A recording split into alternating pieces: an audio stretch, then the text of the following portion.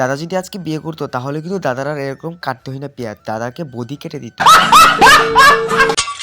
So হ্যাঁ বন্ধুরা, তোমরা কেমন আছো? অনেকদিন পরে একটা লং ভিডিও দিচ্ছি তোমাদের জন্য।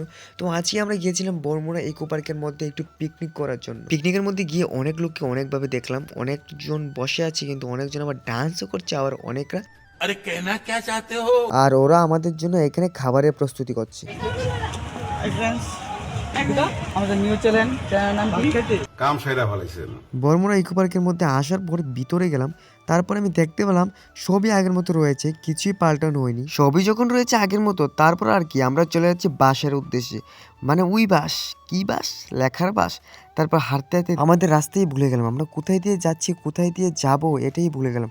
তারপর কি এমন জায়গার মধ্যে গিয়ে বন্ধুরা আমরা আটকে পড়েছি।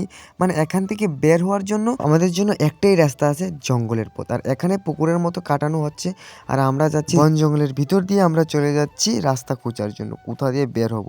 তারপর আর কি দেখতেই পারছো, এখানে জঙ্গলের মধ্যে দিয়ে আমরা ধুপুর ধুপুর করে লাফ দিয়ে ছুটে চলে যাচ্ছি একদম জঙ্গল থেকে বের হওয়ার জন্য। জঙ্গল থেকে বের হতে না হতেই চলে আসলাম লাস্ট সীমানার দিকে।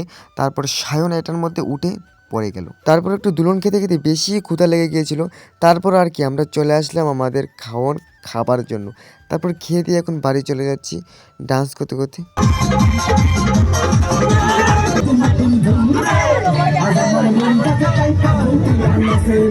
আপনাকে ধন্যবাদ।